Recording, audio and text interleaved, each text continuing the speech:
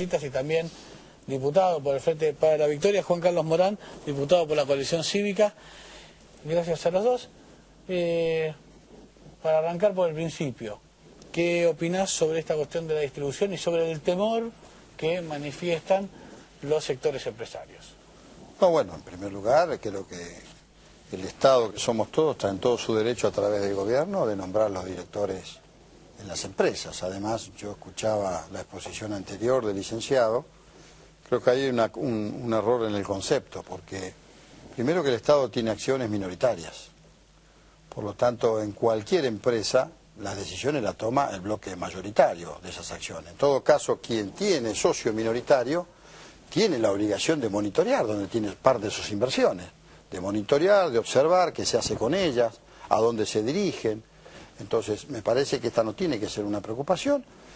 Y también debemos decir que de las 42 empresas que hoy el Estado tiene acciones, a través de lo que significó las AFJP, la jubilación privada, hay nombrado directores en 22. Hay 20 que todavía no permitieron que el Estado nombrara directores. Entonces, digamos, es una actitud hostil de parte del sector empresario que ha llevado a tomar esta medida y este decreto de la presidenta para resolver esa situación, que obviamente después lo trataremos en el Congreso, ¿no? Juan Carlos. Mira, la verdad es que es un tema que primero no tenía ninguna necesidad de ser a través de un decreto de necesidad y urgencia. Primera situación, digamos, que me parece desde lo formal es un paso que no correspondía. Cuando se estatizaron las AFJP, más allá del debate de fondo sobre la estatización y sobre el sistema previsional, además de ser el mes de mayor tensión por la crisis financiera internacional, evidentemente hubo un impacto en el mercado financiero, en el mercado de capitales. Me parece que en ese sentido, desde un gobierno hay que ser serio y también darle previsibilidad a los empresarios. Lo que quiero decir es, primero, ¿tiene el Estado derecho a controlar, a ver cuáles son los dividendos? Lógicamente que tiene derecho, absolutamente, tiene derecho. ¿Tiene instrumentos? También tiene instrumentos porque tiene los representantes que pueden ir como accionistas a cualquier asamblea, ver los balances, ver los dividendos. Ahora, ¿cuál es el objetivo de tener directores? En principio pasa por ahí la discusión. Si el objetivo finalmente es un objetivo de distribución de poder entre la cámpora y los representantes del sindicalismo de Moyano, uno dice, bueno, no es un objetivo que corresponda. Si el objetivo es poner gente adentro de las empresas para terminar extorsionando, cuando finalmente este Estado, con directores, a muchas de esas empresas le va a terminar bajando la calificación de riesgo, por ejemplo, cuando vayan a pedir un préstamo, la verdad es que va en contra del mercado de capitales y el mercado financiero. Bueno, yo no comparto esto que sea un objetivo de la cámpora o la CGT, me parece que eso es un reduccionismo. Creo que el Estado tiene, el gobierno, el representante del Estado tiene el derecho de poner a quien considere que reúna las capacidades. Es más, la persona que iba en reemplazo, porque todo comienza aquí, cuando Ferré es nombrado embajador hay que reemplazarlo. Y las empresas ahí hicieron una objeción. ¿Por qué las empresas tienen que hacer objeción del hombre que va a mandar el gobierno en representación del Estado? Es lo mismo que el gobierno objetar a los directores que pone mayoritariamente las empresas, no corresponde. Por lo tanto, me parece que esto es reduccionismo. Nombrar en este caso a Kosilov, creo que es el nombre, de aparte un hombre que ha calificado, un hombre muy capacitado, sí. Digamos, reúne todas las condiciones. Digo. Ahí me parece que entra el sector empresarial a jugar en términos políticos. Y creo que acá se equivocan las empresas. Las empresas no tienen que dar una respuesta política a esto. Las empresas tienen que aceptar que el Estado nombre los hombres que consideren necesario. Tampoco nosotros, la CGT, hemos planteado en ningún momento de poner ningún director nuestro. Si hiciere falta, pero por supuesto, a ver. Eso lo han planteado, ¿no? No, nosotros lo que hemos dicho... Escuché mal, entonces. No, nosotros lo que hemos dicho siempre es, primero que tenemos todo el derecho a ser protagonistas políticos. Si en este país ha surgido gente en la política a través de la farándula con más derecho que nosotros, pocos tienen. En segundo lugar, nadie puede negar la capacidad y el conocimiento que tenemos nosotros en distintas actividades. Pero además de nosotros mismos como dirigentes sindicales, nosotros nos rodean equipos técnicos, equipos profesionales. De hecho, administrar una organización sindical es como administrar una empresa, donde uno tiene recursos, los tiene que dirigir, tiene que representar los intereses de esos trabajadores, y por lo tanto tenemos contadores, tenemos abogados. Por eso, a propósito, perdón, el secretario de Capacitación Juan Sí, Carlos Smith, sí. fue el que dijo, nosotros creemos que tenemos derecho a solicitar esto. Es decisión del Poder Ejecutivo, pero que tenemos derecho a solicitar un espacio en los directorios. Concretamente dijo que nosotros, si el Ejecutivo, primero que él dijo así, esta es una facultad del Ejecutivo. Sí, Ahora, si el Ejecutivo planteara la necesidad de llevar un hombre de las filas sindicales, ¿por qué no? Digamos, ¿qué lo impediría? Por eso digo, me parece que se está hablando del tema de fondo, que es los objetivos políticos que tiene un gobierno y sobre todo la sociedad política, la sociedad de poder y de negocios que tiene Cristina Fernández de Kirchner como líder de un gobierno y Moyano como líder del sindicalismo argentino. Dentro de esto, esta discusión se termina metiendo dentro de esta decisión de gobierno, que uno, vuelvo a repetir, puede reconocer derechos que tiene el gobierno como partícipe de acciones a tener directores. Vuelvo a decir, hay que ver cuál es el objetivo que se persigue, sobre todo con un gobierno que no ha tenido, y menos aún desde el sindicalismo de Moyano, no ha garantizado en muchos casos la libertad de empresa. Y por eso digo, si son funcionarios, un director más, un director menos, no cambia la historia en una empresa. No es un gasto, no cambia la historia en una empresa. Sí, seguramente, viniendo de este gobierno, le puede significar una objeción cuando tiene una calificación de riesgo, cuando va a pedir financiamiento, cuando va a pedir un crédito, pero la verdad es que habrá que ver el objetivo que tiene el gobierno. Me parece que por el perfil del gobierno, sobre todo cuando el sindicalismo está pidiendo lugares allí, la verdad es que uno tiene derecho a desconfiar, tiene derecho a sospechar de que puede haber directores para no garantizar la libertad de empresa y finalmente para producir una presión o una extorsión sobre esas empresas. Plaini, después de corte responde. Sí, cómo no.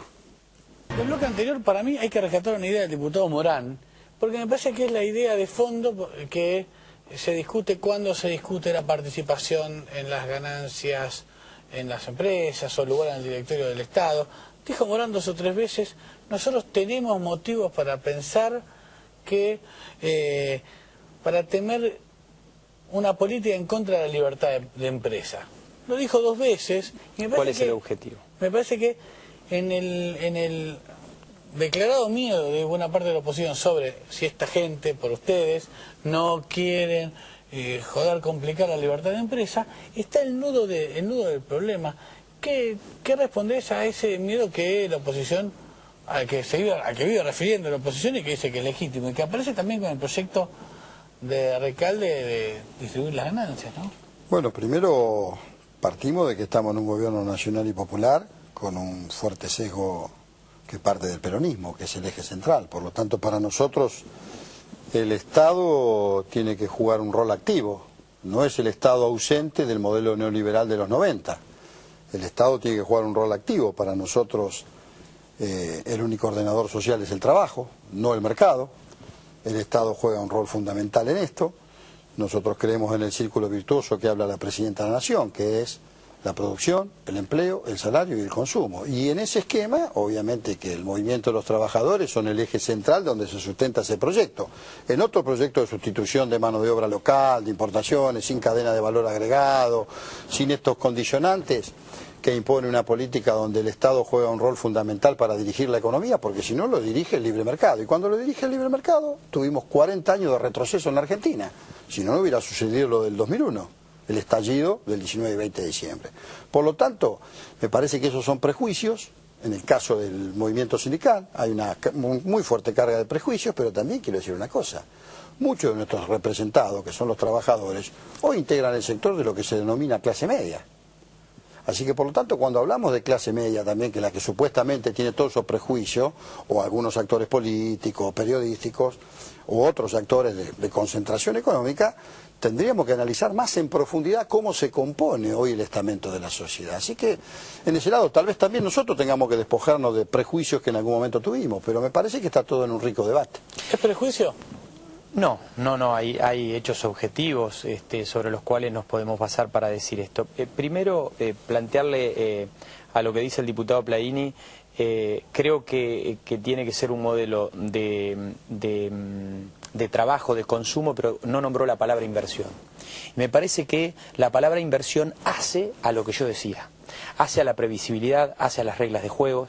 Hoy, obviamente que el movimiento y el crecimiento está yendo a consumo y muy poco a inversión. Si bien cuando hubo crecimiento con una capacidad ociosa como fue en el 2003, 2004, 2005, había un fuerte crecimiento, no había inflación y se generaban puestos de trabajo, hoy si no hay políticas previsibles para los empresarios, para las empresas, para los inversores, para que se pueda invertir en la Argentina, no va a haber nuevos puestos de trabajo. Y eso va a ir en contra de los trabajadores y de toda la sociedad. Y me parece que dentro de esto, yo vengo de Estados Unidos la semana pasada de reunirme con empresarios, alguno puede tener un prurito ideológico, con gente de AmCham, ¿no? la Cámara Argentina Americana. Representa el 19,3 del PBI. Yo digo como para entender, la UIA representa el 7,7, AmCham representa el 19,3. Empresarios nos decían, con ciertas reservas, la verdad es que tenemos 4.000 millones de dólares para invertir en la Argentina. Tenemos 2.000 millones de dólares para invertir en energía. ¿Qué necesitamos? Reglas claras, transparencia. Nos hemos retirado de Venezuela y Argentina por los niveles de corrupción que existen. Y los trabajadores tienen que reclamar en la Argentina, y tenemos que reclamar todos en la Argentina, inversiones para que haya puestos de trabajo. Los ejemplos están por demás. La verdad es que el sindicalismo argentino, o los dirigentes sindicales, que no representan a todos los trabajadores, que se representan en muchos casos a sí mismos, que se han convertido en muchos casos en empresarios o en funcionarios y no genuinos representantes de los trabajadores, esos empresarios o esos sindicalistas han tomado por asalto un montón de derechos de los argentinos. La libertad de empresa cuando extorsionan desde la puerta prohibiendo la libertad de empresa, la libertad de prensa cuando no permiten salir a los diarios, la libertad de trabajo en algunos casos, la libertad de tránsito, la libertad de transporte. Yo digo, hay muchas libertades que se han tomado y por eso es la sospecha que tenemos. Bueno, primero, hasta la llegada de Kirchner en el país, Argentina tenía una deuda pública del 166% del Producto Bruto Interno. Hoy es del 45,8%. Esto habla por sí solo de nuestro modelo. En segundo lugar, no hay ningún problema que el capitalismo internacional venga a invertir, pero no capital golondrina, con reglas de juego que le impone un país soberano como la Argentina. Eso en cuanto a las inversiones, que nosotros estamos de acuerdo. Por eso estamos buscando un diálogo económico y social, gobierno, empresa y trabajadores, para hablar de inversión, de producción, de salarios, de consumo, de todo esto, digamos. En segundo lugar, obviamente no comparto diciendo totalmente con esta expresión del diputado con respecto a los sindicalistas. Primero, cada uno de nosotros cada 4 años tiene que dar demostración de representación frente a los trabajadores. En segundo lugar, en la Argentina muchas veces se generaliza, hay 50.000 dirigentes sindicales, que cada 4 años tenemos que dar muestra. Hay una renovación muy grande en la superestructura sindical, como se le denomina comúnmente, de alrededor de 50 o 60 dirigentes sindicales que tenemos 1 o 2 mandatos nada más. Y además le quiero decir un dato, del 100% de los delegados que hoy tiene el movimiento sindical, 7 millones de trabajadores sindicalizados, el 90% son jóvenes. Tenemos un claro ejemplo, la juventud sindical debatiendo 2 días... Quedan solo 3 minutos y quiero que opines sobre lo que él dijo, sobre las cuestiones puntuales a las que se refirió Morán. El tema de todo lo que tiene que ver con lo que Morán define coartar la libre empresa.